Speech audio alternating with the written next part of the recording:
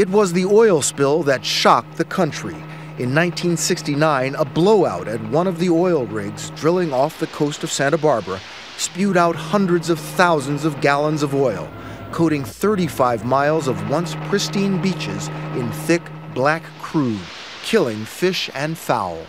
We watch the birds in the waves. They just flip over and die. Americans had never seen such a devastating spill. County Supervisor Joni Gray remembers clearly.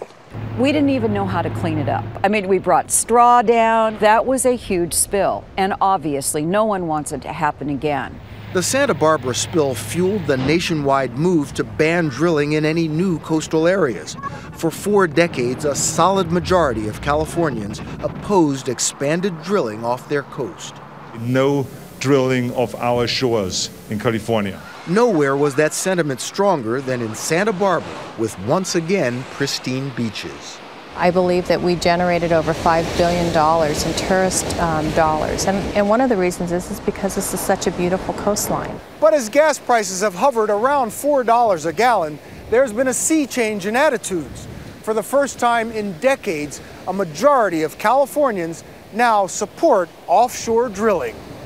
10% more than just a year ago, according to one respected poll. Nationwide, support for coastal drilling is even higher.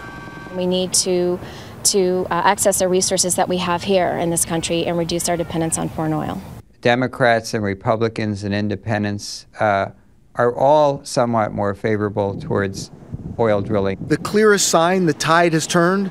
The majority of supervisors for the county of Santa Barbara recently voted for Governor Schwarzenegger to lift the state ban on new offshore drilling. People are saying, Joni, I want you to explore offshore drilling. If that'll bring down my price of gasoline, I want to do that. The county's action triggered a shocked reaction from the city of Santa Barbara. How much oil and gas, how much energy does that supply to our nation?